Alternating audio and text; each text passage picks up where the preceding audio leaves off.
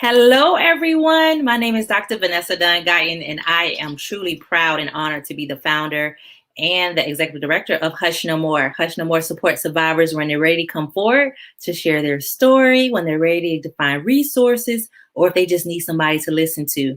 We also provide free training in our communities to different churches, youth groups, different organizations, because we believe that awareness plus knowledge equals prevention. So I'm truly honored today to talk to Miss Tammy Mobley. Why did I just mess up Tammy's name? Let me bring her on. She is absolutely amazing. Well, Tammy, welcome. I am so excited that you're here because a lot of times we don't realize how important it is to turn our trauma into success. So I want to talk about that today. So can you tell everybody a little bit about you? All right, I'm going to tell you a lot about me. So, my name is Tammy. I am a domestic violence survivor and advocate. I'm also United States of Women Ambassador for Virginia.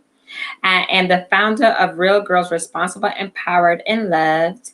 And I am the owner of Flaws and Perfections with providing empowerment and relationship coaching. And I have other little contracts that I do, but that's the gist of it. That's the only thing you do, right? Yeah.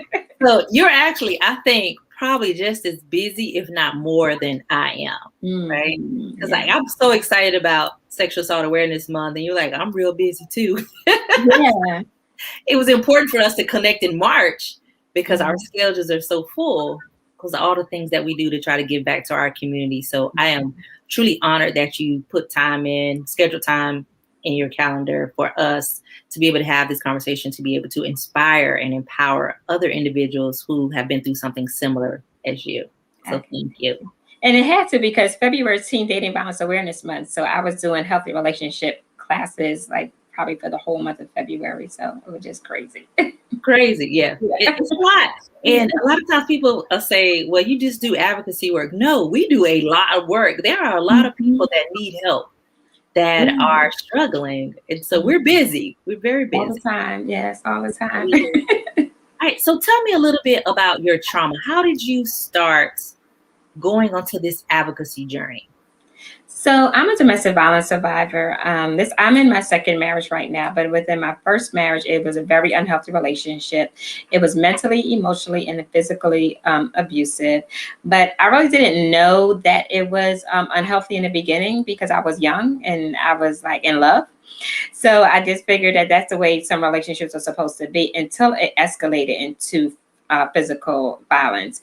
And then after it ended in that way, at first I was like, no, because I remember being in the church and the first lady of the church, I was crying. I had stitches over my eye. Like the other day, I just actually saw the line that was still there. I had a broken finger. My body was filled with black and blue marks. And I was in church and I was crying. And she said, dry your eyes because your story is going to be your testimony. And I just said, no, like I'm never going to tell anybody this because it was just too traumatic for me to even share this story. But lo and behold, here I am sharing my story, helping other people to get through whatever I went through. Mm-hmm. So were all your bruises visible? Like when you went to church, could people see that? It was February, so I had a hat on. I had so many knots in my head that I could not even comb my hair. So I really had like kind of like a cap on my head. So I couldn't even like at the time I was putting relaxers in my hair. I couldn't put a relaxer. I couldn't do anything with my hair. So I was here wearing that. I still had the stitches over my eyes. So you could kind of see that. And like I said, my hand was in a cast because this finger was broken. And so it was wintertime. So you couldn't see all the bruises. But at the time, my son was 2 years old and my brother and my mom really took care of him because I could not even move around enough to like even change his pamper. I remember in the hospital, the technician thought I was in a car accident. That's how badly bruised and beaten that I was. How did you get the courage to leave? Or did you use some resources? Or how did you get out of that? Because that's not easy to just walk away. And I didn't just walk away. My abuser actually died by suicide. And that's how I was able to leave. Because I don't know if I would have been able to leave, or you probably wouldn't be talking to me right now. honestly. So I did not I don't have that story to say, okay, yeah, I just found the strength to leave and, I packed up and left. So that's not my story. I was able to leave because he died by suicide. Mm-hmm. Do you think that was part of him having control over you as well to kill himself? Or do you think it was part of mental health? Or how did you look at his suicide as it related to you? I looked at it is that I felt like he was just afraid to suffer the consequences that was coming with it, because there was other things that happened ahead of time. So he was getting ready to probably be incarcerated. So I think that was a way to say, okay, I'd rather end my life than to be incarcerated. So I think that was it. And in my probably was some mental health stuff going on, but at the time I didn't think about it. We were young, and even if we're arguing and stuff, we both had backgrounds that wasn't healthy. I came from a household that was physically, mentally, emotionally abusive. So arguing and was just okay for me, right? You want to argue, I'm from New York, we're going to argue. Like, we're going to argue back and forth. So that's how it was. So I don't know if it was a part of a control thing, but I made it be more mental health and just not wanting to suffer the consequences of what was about to happen. Mm-hmm. So a lot of times we look at our childhood in the home that we grew up in. So last week we were talking to Kiva and she was telling us about growing up in a domestic violence home. Mm-hmm. So for you, how do you think, if at all, did it impact the house that you came from into the domestic violence situation that you found yourself in? Oh, it definitely impacted it. It impacted it because of the unhealthy household I grew up in. But again, also, I don't want to put New Yorkers on a bad name, but we just automatically, like, we ready, for stuff. We're ready for stuff. We're ready to argue anything that comes up. So I think that was a combination of being in an unhealthy relationship. And then when I met someone, if he said something, I was like the girl with the head rolling and my hands going, like, doing all in your hair. Right. Yeah. Like, okay, who are you talking to? Kind of like that stuff. So it was always a back and forth kind of thing until it became more controlling. I'm little, like you probably can't tell, but I'm only 5 feet. And at the time, I probably was like 130 pounds. And my ex-husband, he was 5'11", over 200 pounds. So until the point that it got to that it was controlling and it came abusive and it came more physically abusive, that's when I kind of got a little bit scared. Because even up until the time, even if when he was saying things like, I'm just going to get a gun and just kill us, I was like, what are you talking about? like it's still, even though we were going through stuff, I never even thought about that it would get to the point that it got to. Mm-hmm. Do you feel like he had the capabilities of killing you too? Oh, definitely. Yeah, definitely. Yeah, I think it's just the grace of God that I'm still alive here today. Like my mom would tell you that also, that I'm just here today. Like an angel was literally watching over me and I'm still here today. And that's my testimony, because I feel like God kept me here for a reason. He kept me here to share my testimony. He kept me here to talk to other women, and not just women, teenagers, because really teenagers are my passion. Let them know what the red flags look like in an unhealthy relationship and how to leave an unhealthy relationship safely, because I became a peer counselor for domestic violence survivors as well. So I provide advocacy. I talk to women. I talk to teens, and that's just my life mission right now. Mm-hmm. Based on your own experience. Mm-hmm. Yeah, I often talk to women about the rate of deaths here in South Carolina. I live in South Carolina. Mm-hmm. And we move between 5th and 6th in the nation of deaths by the abuser, the women. Mm-hmm. They're killed. And so it's really a difficult place to be in. But I want people to understand that you can die in a domestic relationship. And a lot of times it's I'm going to kill you and myself, or kill you, our children, and myself, because nobody else is going to have you. Nobody else is going to raise my children. And that's a way of control, right? It's a lot of control. And so the fact that he killed himself and didn't kill you and didn't kill your son, like I'm just so thankful for the grace of God. I can see it. That's definitely what it is. Yeah, I'm really, really thankful for that. And I want to tell people also, when somebody says that, believe them. Like a lot of times we don't. And I would hear, even when he would say things like I would get again, people would say, oh, he just wants attention. He's not going to do it. And I thought the same thing too. It was like, he's probably not going to do it, but believe them. You know, they have a firearm, believe them. I have women that instant message me or DM me, and they tell me their situation. And the first thing I ask is, does he have a firearm? And they say yes. And it's telling that other people are telling them, they just want attention, and you can't be scared. You can't live your life that way. And I'm like, your chances of being a homicidal victim is higher because that person has a firearm. So be careful.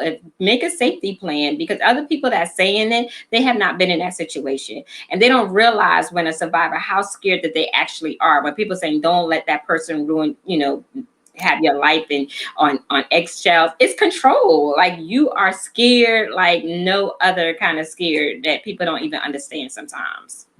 It's not this, I just walk away. And especially when you know they have a weapon. Right. What I realize is that people don't know that advocates can help them with a safety plan. We are pretty cool at it too. Like, I will come up with some ideas. We will look at your situation, and we're going to come up with a strategy of how, one, to keep you and your children safe, right? And how you can get out of there. And I'll say, don't tell them you're going to leave. Don't tell your wife, your husband, don't tell them you're going to leave. That's the most dangerous time. That is what we do. Mm-hmm. That's the most dangerous time, is when that person is leaving.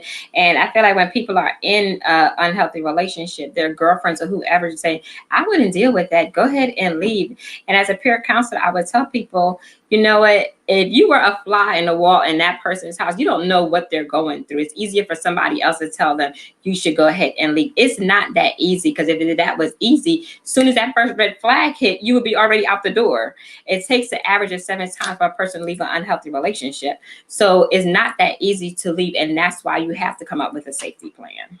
And I'm tired of people telling others that. Stop saying that. Right. It annoys me. The only thing you should be saying is, how can I help you? What do you need from me? That is, can I help you? Yes. That is it. And if you pray for them, don't condemn them in your prayer. Yeah. Like, God help them to get the courage to be able to escape because they don't know what they're doing. Like, don't pray over people from a negative perspective as well. Encourage them, but let them know that you're there for them no matter how many times they leave and go back. All you can do is be there for them. Right. And you're right. It's like we said, the statistic is an average of 7 times. And I think, sometimes people get tired, like, oh, she's going to go back anyway, so I'm not even going to speak to them. No, you still need to be there, because that's further isolating them from everyone else. And that's how the abusers having more control. So they leave 5 times, and you still be there for that 6th time and say, I'm here for you, right? Just be there. And like you said, just say, how can I help you? That's it. And sometimes people don't leave because they don't want to be judged. It's embarrassing. Yeah. If they told you, they trusted you. And then you betray their trust by saying something what I call just stupid. That's what I say. I was like, did you say that? Did you really tell them that? And that's how I categorize it, because it's not being compassionate. It's not showing love and kindness. Right. You're right. To somebody. So I am proud of you, even though you left because of suicide. You still had to get your life back on track some type of way. Oh, yeah. So what did that look like for you? After all of this, what does that look like trying to get?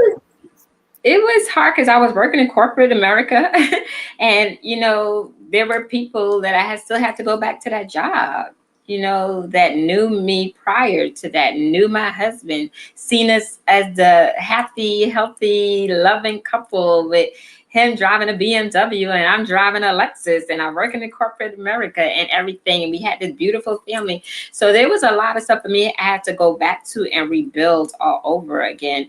A lot of shame, a lot of embarrassment, and even going to a counselor. And that's another thing that I want to talk about. So I was going to counseling afterwards, and I remember going to a counselor, and it was a male counselor, and he was saying stuff like, why are you afraid? And this is before my husband actually, he's died by suicide. And I was saying, because, he's stalking me and all this stuff. And I said, he's trying to kill me. He said, well, if he wanted to kill you, he would have killed you. So, just hearing things like that, that's why advocacy is so important. When I tell people, when they say to go to counseling, I say, go to a domestic violence advocate, because the counselor that you hear from the outside is so different from one that is trained in domestic and sexual violence. Like, you need to go to an advocate.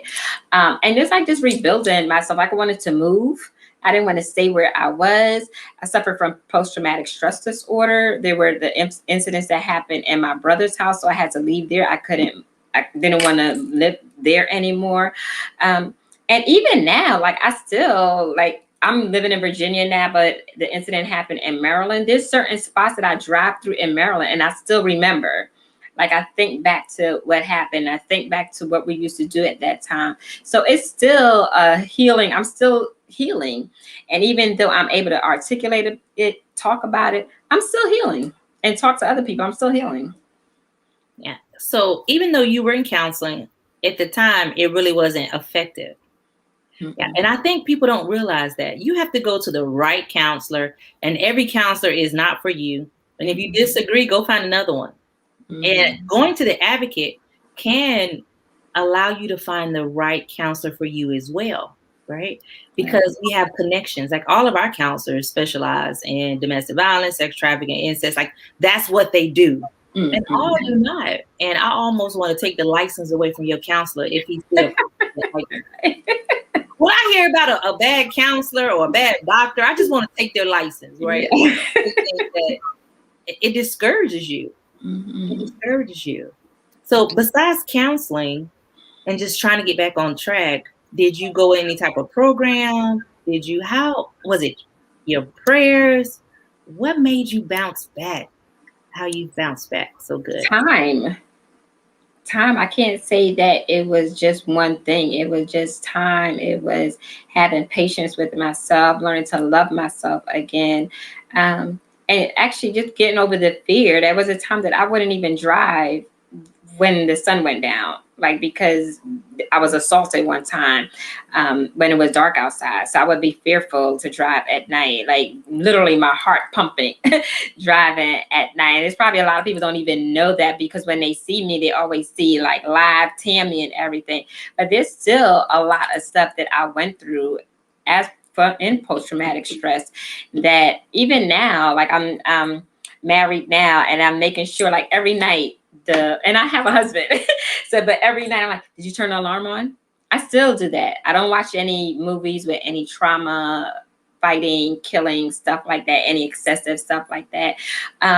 So it's still a process that I'm still learning to rebuild, and every day is just something else that I say, okay, I get a little bit stronger, so it's not everything on the surface like, okay, it's just a magic wand and you already cool and everything's happening. No, it takes time. Mm-hmm.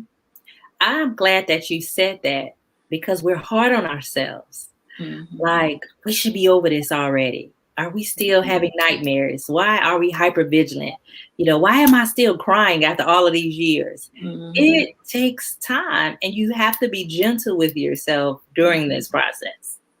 Mm-hmm. And you have to look around and say, that journey is for her. This journey is for me. And there's no competition. Healing, there's no competition in healing and growing. Yeah. And I tell people, it took me years.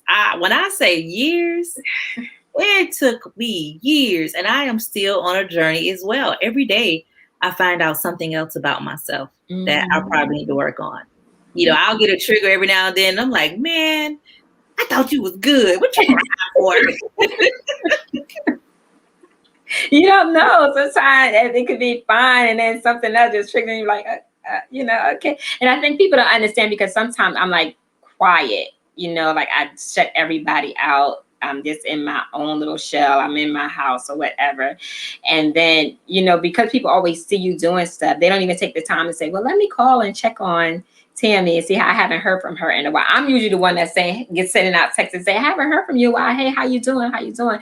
But nobody even thinks about you're still going through stuff, because I'm always, I have the radio show, I have my girls program, I have so many other things that's going on that people don't take the time to say, hey, let me just check on you and see how you're doing. especially during February and December. Those are like high times for me. Teen Dating Violence Awareness Month and domestic violence, February and October, those are high times for me. And I still have to just like take a woosah moment at the end of those months. Yeah. So if you're listening to the show, check on Tammy. So, I'm going to check on Tammy. Check on your strong friends. Yes. And I feel you, because I feel that way sometimes too, but I do have a circle that'll say, hey, I got a girlfriend. My girlfriend Tasha, she get on me all the time. She'll say, I think you working too much. I was like, there's no such thing in advocacy. You need my help. She's like, I think you working too much. Are you okay? So we do have to have that circle around us that's going to check us and say things about, yeah, you're good, but I want to make sure that you're good, because we wear this mask sometimes, and people think that because we're out here as superwomen, that we're doing it and not having a struggle. Yeah, it's hard work. It is. In the end of February, my husband, like, I was doing something one day, and he said, "What's wrong?" I said, I just need a break. Like February, every day I'm training on teen dating violence awareness. Every day I'm doing healthy relationships, because people. Now, I'm a domestic violence 365 days a year. That's what I tell people. But they wait until February and October. Like, let me hit Tammy right then. So every day I'm doing something. And then also in February, made a year since my father passed. So it was just like a really heavy month for me. And I just told my husband, I was like, this is just like, I'm struggling right now. And in addition to that, with my first marriage, I got married in February. And then he died by suicide in February. So there's a lot of stuff that happens in February. And my husband said, don't worry about it. Within 2 days, he booked us a trip to Florida. He said, we out of here. He said, because I'm going to let you have like some Tammy time. We just want to have some fun time. And I came back and I was like, okay, that's what I needed. We went away for 4 days and I came back. I was like, okay, I'm ready again. I'm good. Yeah, but I just needed that time. You know what I've started doing, Tammy, is planning it afterwards. So I am going to Vegas by myself and because April by myself. I don't want nobody with me. I just need time to meditate, to relax, to do what I want to do. If I want to just sit in the room and do nothing but order room service, that's what I'm going to do after April. And so now I am planning escapes after those difficult months for us, because we pour into everyone else and we have to pour back into ourselves. Yeah, exactly right. Yeah. And so for those of you that want to get into advocacy work, you have to heal. Because if not, we bleed on people. When we're exhausted, we're not helpful. No. So you have to get to a state of healing before you want to get to the state of actually being able to start an organization or to actually come forward and pour into people's lives. You got to work on yourself. Right. And that's what you're showing us, that it's taken time and you didn't just jump into success after something happened to you. No. And a lot of people see that, because I get a lot of messages and say, well, how did you get into the schools? And how did you do this? And it took time. Like this, I didn't just overnight like get a contract with the school. I didn't get overnight have a contract with the Department of Social Services being survivor boy. Everything took time. And I think we're in a world where everything is like quick. But no, patience. You have to have patience. You know, success does not happen overnight. It does not. It does not. I've been working for years, like years, and working with PTSD and depression. So that slows you down too. You mentioned the PTSD. That makes your journey even harder when you're dealing with something from a mental health perspective. Yes, because you're taking in trauma. You're taking in everybody else's trauma. So you're listening to that all the time, but you're also dealing with whatever you dealt with. And even though you have pushed in the back of your head, somebody might have said something and it may be a trigger. I have my show Beyond Survival with Tammy, so I'm listening to trauma there as well. And sometimes we do an after show, because people have reached out to me and say, I want to share my story, but then when they get on the camera, like they don't share everything, or they get like, I can't believe that all these people are looking at me. So sometimes we do an after show, and I had one guest and she was just saying all this stuff, and my husband said, her story sounds like your story. So even things like that, I was thinking in my head when she was telling me, I said, wow, her story sounds so much like my story. So even those listening to things like that, that could be a trigger, and reliving trauma all over again. Mine was Vanessa Gilliam, the soldier that was killed at Fort Hood. I don't know because her name was Vanessa, Oh, in the army or what. Good. But that story triggered me. I felt like it was my story, like she could have been me. Yeah. And I had to shake that off. Like Mm-hmm. really reevaluate some things, breathe in and say, okay, Vanessa, she's not you. I even wrote about it to get it out of me. Yeah. I wrote about her and Wow. the importance of her story and actually advocating for her, because that was a trigger for me. And it comes out of nowhere. Mm-hmm. So even doing your work, trying to get to the next level, things will set you back momentarily. Yeah. You got to control them. Yeah. Keep on again. Keep on again. So what do you do when you have one of those moments? I usually talk to my husband. Okay. I talk to my husband. Oh, and like I guess he kind of knows me now. He knows when it's just like, okay, I'm gonna just leave Tammy alone. He'll say, "Are you doing okay?" And I just kind of just say to myself, I listen to music. I love listening to music. Or this Sunday, like once a month, I feel like everything just comes down on me, and literally, like I'll take a Saturday and I'll take a 3-hour nap. Like when I wake up, my son and my husband's like, "Oh, okay, it's like November now because you slept forever." Like he hibernated. Like literally, I'm like, "Okay, I'm tired. I feel my body." And when I go to sleep, it's like 3 hours out of the day that I really, and it's like a really, really long nap, and I feel a little bit more refreshed. Then I just know when my body is like, oh, it's heavy. I started taking off Mondays. I don't work. I don't schedule anything on my calendar for Mondays. That's now, good. a Survivor, that's just gonna happen. I can't control that. But for me to just meet you, my calendar is blocked. You have to call me, and I do nothing on Mondays. Like I don't have to get out of the bed if I don't want to. Like yesterday, I did nothing. I had allergies was acting up, so that was right. My allergies they started playing a battle with my own body, and so I had a rough day yesterday. But I normally don't do anything on Mondays. And I am okay with telling people I am off because, like this past weekend, I work Saturday and Sunday.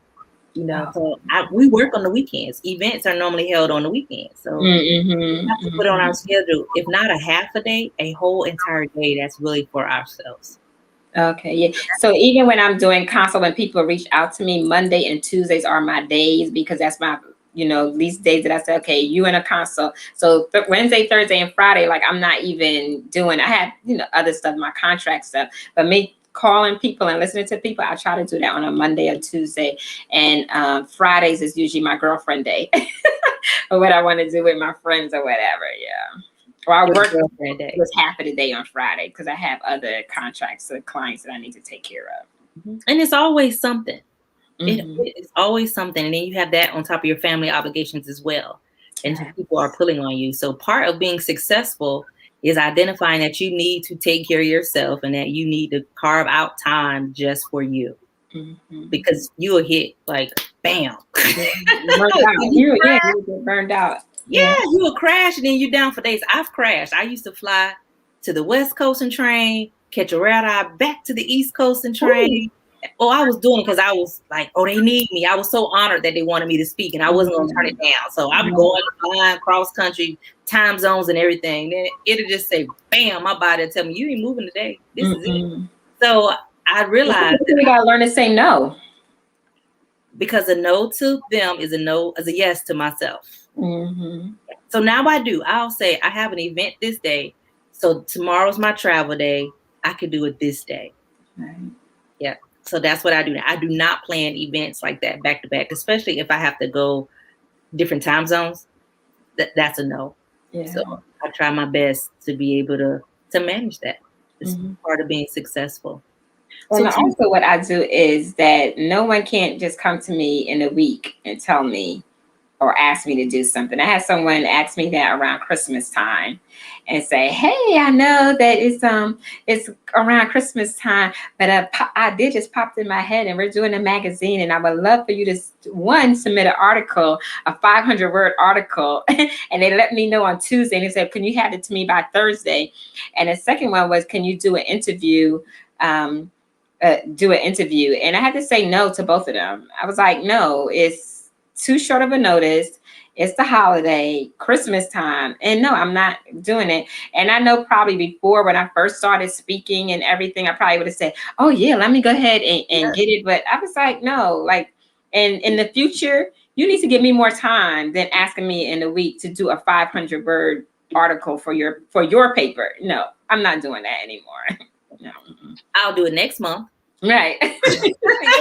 But in a couple of days, no, because you had a bright idea. No.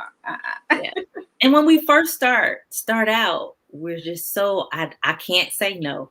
I want to do it. They want me. They need me. But they'll just go off to somebody else. Right. Yeah.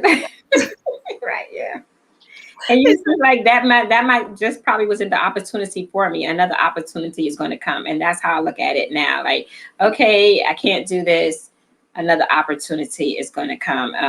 I have people all the time messaging me, even, hey, can you come in part of this training? Hey, can you do this? And the other thing is that if it's not putting money in my pocket, I'm really thinking about it as well. Like if you're a survivor, like I don't mind. But if you're just coming to ask me to do something or some kind of training and it's taken away from me providing for my family, no, I can't. I'm saying no to that as well. I love that. Yeah. So can you speak on, because I have my opinion, but I definitely want to hear it. Can you speak on getting paid to train and share your story? How important is that? It's very important. And what another, again, I'm gonna go back to when, like I've been a survivor for a long time, and when I was a youth program director, I never shared my story. But I was successful as youth program director where I was working. They went from 64 youth a year and I got it to 500 youth a year. And I never shared my story as a domestic violence survivor. So about a year ago when I started sharing it, I think people thought that, oh, Tammy was now coming out with this stuff. But I was sharing it a long time ago. And so I would go to people and say, hey, I want to share my story on your platform. And they would say, yes, but I would have to pay them to share my story. And I was like, oh, you're tripping. Like, you're not going to benefit over my testimony of my story. So no. So now it's like, if you want to hear my story, like, I don't mind sharing it sometime, but I'm not going to just share it to everyone because everyone is not privy to my story. And you're not going to benefit over it. And with my girls program, I just go into the schools and say, this is my fee.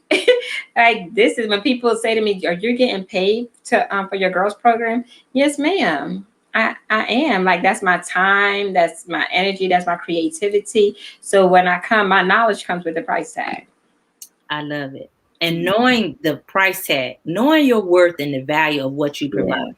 Yes. That's important. Yes. And that's to anybody out there, like, know your worth. I think a lot of women, they reach out to me and they're saying that they have clients, but they're not getting paid, right, for their clients. They just keep doing it. And once you get into that area that's saying, I'm going to keep doing stuff for free, you're going to stick into that box. You're going to stick into that area. So until you step out of it and saying, this is it. And it's hard. Like you're saying, you don't want to say no. You want to kind of build up your clientele, showing what you do. But, just take a leap of faith and be like, this is what I charge. And if you can't afford it, then let's talk about it. Or maybe I'm not the person for you. That's right. And people should be willing to pay you for your time and your knowledge. That is valuable. When you start out, you do have to kind of do a little free because you want the advertisement. You want to be able to show people that you are valuable. This is what you bring to the table. You want to do some recordings. Right. That's important to start out. But after that first year, you and don't feel bad. Don't feel bad. And I always say, and I hope the males that's listening not offended, they will pay a male $30,000 and offer us $500. They have the budget. Yeah. If you got a budget, right? I am offended that you want me to do it for free. Exactly. I will talk about advocacy. I will tell my story to anybody that want to listen, right? But if you got a budget, you should value me enough to pay me. Number one, right? If you don't have a budget, I'm okay with that, right? Because I want to do things in the community. That's why I started a nonprofit so that I could do things in the community, not just my community, but also the community. But you can also try to compensate people as well. If they have to travel far to get to you, you should at least offer gas. Something. And water, right? Like, I can help you out. You can help me out. Something like that. Some type of bartering to make me feel important. I had a school district here that wanted me to train their guidance counselors like 50 guidance counselors, and they wanted to pay me $300. You got a budget as a school district. I am not. And I said, I am sorry, I cannot do it. Right. And then I had one college, they wanted me to create a whole sexual assault curriculum for them, Tammy.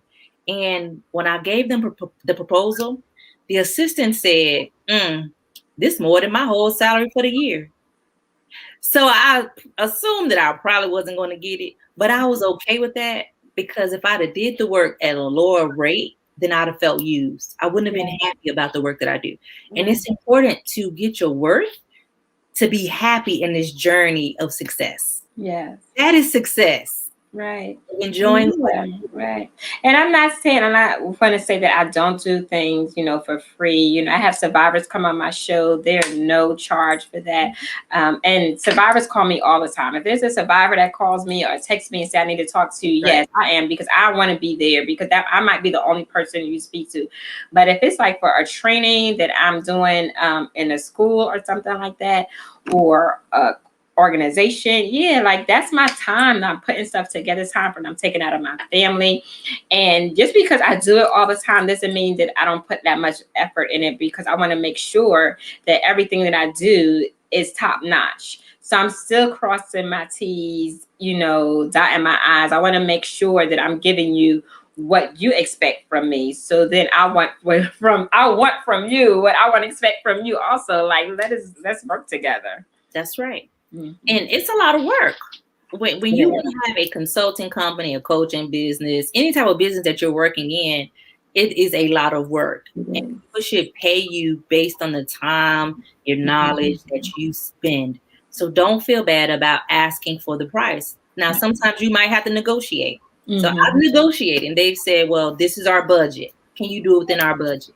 Right. I can look at your budget, and you got a budget and you're going to pay me. So you're going to bring me, part of my negotiation is I could do it within your budget, but can you bring me back for another opportunity? Right. Yeah. Yeah. That's way more valuable. Or can I record the session and share it on social media? Have it, right. Or can you promote me? So there are times that you could take a little bit less than what you're worth, because what they're going to offer on the back end is so much more valuable. So much more, right. Yeah. Definitely. I love doing that. Yes. I negotiate. Definitely. I negotiate. Yeah. What are some challenges as an entrepreneur have you faced? Being a solo entrepreneur, doing everything on my own. I just hired 2 people, so I'm excited, because just trying to do everything on my own, especially, when you're starting out. I've only been an entrepreneur for a little over a year now. So it's been like, I'm doing everything. I'm doing the marketing. I'm creating the curriculums. I'm doing everything. So I finally got to the point that I could hire 2 people that's helping me. And the other challenge is that we've been into COVID, right? So everything now is virtual, and I had to be really creative, because I'm so much of an in-person, in your face person, especially in the schools. Like, I'm always doing something. I'm really active with my students. And prior to COVID, I was in 5 schools, and COVID hit, and we know that all the schools shut down. And I was in a juvenile correction facility that shut down. So my income was like nothing, because, we went into COVID. So challenges like that, and being able to pivot and still be successful. So now I just transferred my programs to virtually, and they're really successful now, but it's still not to where it was prior to COVID, so just the challenges that way. Yeah. So there's going to be times that it'll just hit you. It hit me the same way. My whole calendar was done for the year, and it just wiped out. Yeah. And I will tell you, it set me back for a moment. I was like, oh my gosh. Like, right. I could not believe it, because you counting that money when you got a contract in place, and that's important. Always have contracts. You need a good, solid contract when you're doing work. The contracts are in place, but it doesn't count when there's like a world catastrophe, like a natural disaster. You can't do anything about it. Right. There was nothing that we could do. So be prepared to pivot, like you said, and come up with something different. And that was hard for me, because I don't like virtual. But I say, God, you got this right here. After COVID hit, this is when all of this started, because I prefer to talk to 30,000 people in an arena Yes. than to go on camera. That's the thing. And especially with my group, I had to be so much more creative because in person, like I could just say, okay, we're going to do an icebreaker. Everybody let's get up and do musical chairs or do something. So, and virtually I had to think of like, what can I do to keep these girls engaged? Because the school district I have a contract with, they were looking like, okay, how's our partners going to keep these kids engaged virtually? And so luckily I was able to do that. But we're like this Thursday, we're baking cakes online. Like I drop off cake mix to all of my girls' houses and cupcakes, and we're going to be baking cakes virtually. So just to be really creative, and in business anyway, like because anything could happen. Like you said, we didn't think this would happen, but anything could happen. So you just got to be able to go ahead and roll with the punches. How did you start up financially? My husband. I know people like, well, I ain't got nobody.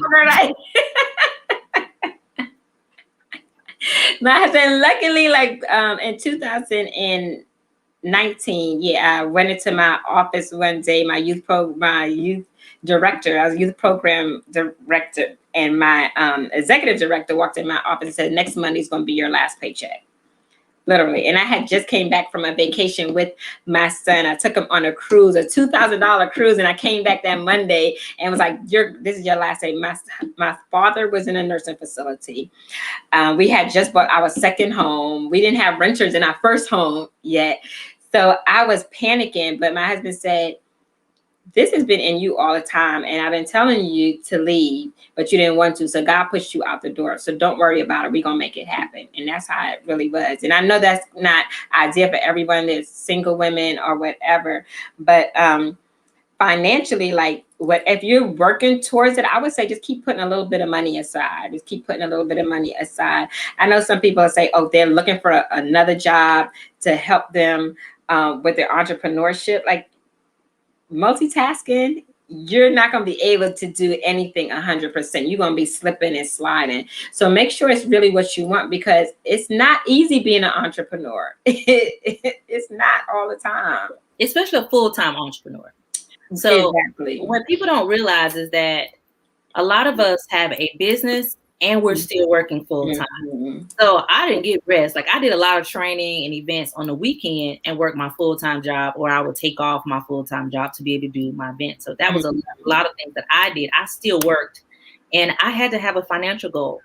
So I had set a goal of 3 months of bills, of an emergency fund before I could leave my government job, because I left my government job.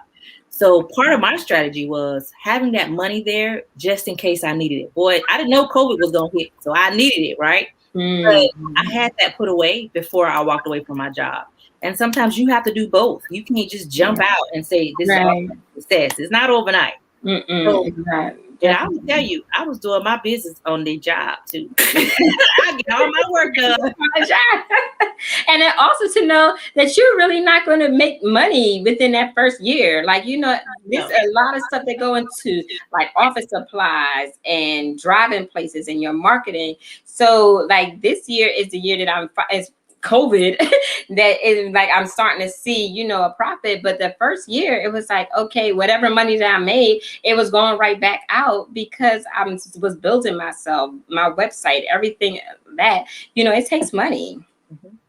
And I'll tell people, if you got $500 though, you can start a business. Mm-hmm. You do it in pieces. You get your business license. Some people start. Well, I call it a hustle if you don't have a business license. They'll start. It's a hobby. It's a hobby. And then that's how you start. You do it a little bit at a time. And that's how you get to that part of going to success. It's just not overnight. And so that's what I did. You got $500. You could do your own website. Yeah. You can get a free Wix website and a free Google website. Yes. So you have to be creative and find ways to cut dollars. And I tell everybody, I am so frugal. I wanted my light bill and my water bill under $100 every month. Okay. I was serious. So when you get serious about trying to be successful and start your own business, you have to make cuts. Yeah, you have to make sacrifices. You can't eat out. You have to let Starbucks go. If you go to Starbucks every day, you have to let that go. So being successful takes a lot of sacrifice. A lot of sacrifice. And you said my husband, but it was a whole lot of sacrifices that you made too. Yeah. It was not just your husband. Yeah, but the financial part, but yeah, everything. He was your backer, but you did the work. Yeah. So all the contracts that you got out there and you hustled. Yeah, I reached out to them and said this, and it's another thing. You know, I said I was going to do a post about it actually this week. That one of the people that I'm contracted with, we have a moderator that comes on and she lets me in and lets the girls in, and so just like how we did, we spoke a couple of minutes before, you know, we let everybody in, and she said, Tammy, I need to meet with you, and I was like, yeah, okay, what happened? And she said, your name came up in a meeting this week. Your name came up in a strategic planning meeting this week. And I told them that I want to leave my job in like 3 years. She's a counselor. She has a nonprofit, but she wanted to do the nonprofit full time. And she said, your name came up. So I tell people, like, be who you are, but be consistent. No one should be saying something nasty about you, because if I was a different type of person, my name would not come up in a strategic planning meeting. And the person that gave her my name, I haven't spoken to him in about 5 years. So it's not even somebody that's, you know, seen recently. And the other thing is that it wasn't a one-on-one conversation. It was a strategic planning meeting. So my name came up and she heard it. So that means other people heard it also. So always be the same way. Like, bring your customer service. Like, customer service is big to me. Bring your A game in everything that you do. Customer service, that's my pet peeves. I've met a lot of people with these Facebook businesses and their customer service is horrible. Yes. You gotta have good customer service and people watch you. I will be in a store and be like, yeah, I saw you on Facebook. I said, well, you didn't like my post or say anything. I saw you. People watch you and watch what you do and how you carry yourself, and that leads to success. Yes. They see what you're doing. They Definitely. see. Yeah, and you can't have just one thing. So that's what I'm learning too. And for you have a radio show, you got your girls groups, so you do your nonprofit work, you also do your consulting, and so you have different things where you're always making money. So as multiple sources of income. Yeah, but even with that, stay the same all the time. Like, you know, even if I'm tired, like, I'm still coming through with my A game. I'm smiling. I'm doing whatever I have to do just to make sure that no one could say, you know, she was nasty that time. You know, I'm not at that level, like Gabrielle Union or whoever, like, you know, not saying that they're nasty, but they had the opportunity to go ahead and be like, I don't want to talk to you, you know, anymore. And they still have millions of fans. I don't have that. So I'm always going to bring my A game and make sure I have to provide the best customer service to anyone. I love it. So from just your business perspective, what is your greatest takeaway?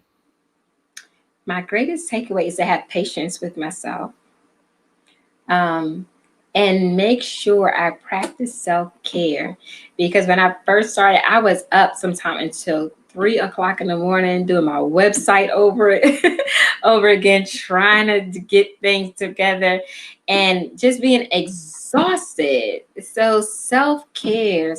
And again, like, practice what I preach. Success does not happen overnight, and just realize that whatever's for me is for me. Got it. I love it. One of my biggest takeaways is that it takes time and it's a lot of work, but it's worth it. Yes. Be able to be an entrepreneur full time for yourself, and you could use your life experiences to change the life of others and get paid. Yes. And get paid. You can. It is possible, and people should pay you. That's what my story has value. That's one of the biggest things that I've learned, because I used to underestimate myself.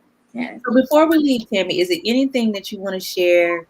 Maybe tell us about your businesses or how to contact you, or last words. Yes, I would say beyond Surviving with Tammy, I am in the Virginia area, but my show could be heard anywhere, because you could listen to it on any Alexa supported device. It is streamed live on Facebook every Sunday morning at 10 a.m. Eastern Standard Time. It's called Beyond Surviving with Tammy, where we recognize, empower, and support survivors. And even though I'm a domestic violence survivor, it is open to any survivor that has suffered through any kind of life challenge, that went from surviving thriving to healing to thriving. So I have that flaws and imperfections. You were talking about the masks we wear, and that's exactly why I started flaws and imperfection, because I said women wear masks, and I want you to unveil that mask and be okay with your imperfections. So I have that, and I provide empowerment and relationship coaching through that.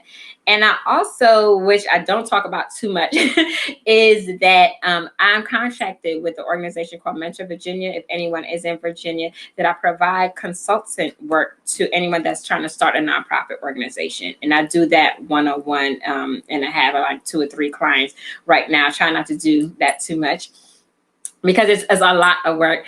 And my last thing is that if you are a survivor and you are in Virginia, anywhere in the state of Virginia, I am contracted with Department of Social Services, and I am Survivor's Voice. And within the next couple of weeks, I will be soliciting survivors, and I want to hear your voice. And we are going to be doing surveys and focus groups just to find out, like, where are the gaps in agencies, like if they went to an agency, and or what we could do a little bit better. And that's for the whole state of Virginia. And you can reach me at www.flawless-imperfections.com, or on my Instagram page at Tammy M. Mobley. I love it. I love it. I can't wait to be on your radio show. I am coming to Virginia. Yes, come on. So I can be on your radio show. So I love the work that you're doing, and I'm so honored that turning all of that trauma into success, and you're doing it. You are a game changer, and you are definitely an inspiration to others. And I hope that many more blessings are bestowed upon you, and that your territory is expanded, and that more contracts come your way. Me too. I'm hoping the same thing for you. And then we're going to be talking on Clubhouse. So we're going to get it together, girl. We're going to like, this is our year. We got a woman vice president. Like, this is the year of the woman. We making it. This is the year. And so I am looking forward to just seeing so many more opportunities, and seeing people that's in our communities strive and grow as well. Because healing is so important, and you can heal through your business. Yes. Get it done. So thank you so very much. No, thank you for having me. So we had the most beautiful Tammy. She is such a blessing. I hope you all really learned something from her, just from her journey to where she is now, and be encouraged that you can be successful in your own business. You don't have to continue working for somebody. You don't have to stay in that bad relationship. Entrepreneurship is a way to get out of a domestic violence situation, out of sex trafficking. We could do it. So reach out if you have any questions. We would love to just chat with you and just encourage you. As well, next month is Sexual Assault Awareness Month. So, of course, Hush No More is on the grind. We have so much going on. On April the 2nd, we're going to have Investigator Chandra Cleveland. We're going to talk about sex trafficking and child sexual abuse. Terry Green will be with us to talk about her experience as a child sexual abuse survivor on 6 April. Elizabeth from Empowering Survivors is going to be here 13 April, talking about how can we encourage survivors to go to the next level. Richard and Kathy Butler from Comfort in the Storm will be here on 20 April, talking about child sexual abuse. Dr. Lori Pitts will be here talking about healing inside out. That is so important, how we can heal. April 27th. Then we have events going on. April 16th, we have spoken word. If you are a poet, if you want to sing, if you just want to view the event, join us on April 16th. April 17th in Columbia, South Carolina, we are doing self-defense training called Survivor to Warrior. I believe in fighting back. If I can give you some skills to take care of yourself, that is what we want to do. April 18th, we are going to have the Hush No More documentary screening. Grab you some popcorn, grab your family and friends, log on, watch the documentary. It's so informative. And on April 24th, we are going to have a child sexual abuse forum, and it is going to focus on cyber awareness, how to protect your children from that online predator, how to find out what they are doing on social media, and know what your kids are up to as it comes to texting and just all of those devices that they have. So I am excited about April. We're going to have interviews, pop-ups. You're going to see us going live. So please follow us and contact us if you need us for anything. Our website is www.hushnomore.org. You can reach us at 1-888-285-2161. You can find us on all social media platforms. Message us, call us, just reach out. We're here to listen, provide any resources that we possibly can. We are so thankful that you are part of this community, and we will try to do everything that we can to be a blessing to you and just to be available when you need us. Remember, you have a right to tell it. It is your story. You have a voice and a choice. Don't let anyone take that away from you. And you could do what you want to do with your life. And you don't have to hush anymore. So thank you all for joining us tonight. Peace and blessings to you all. And once again, Tammy, thank you for joining us. You are truly an inspiration. Good Thank night. you. Thank you for having me. Have a good night. Thank you. You're welcome.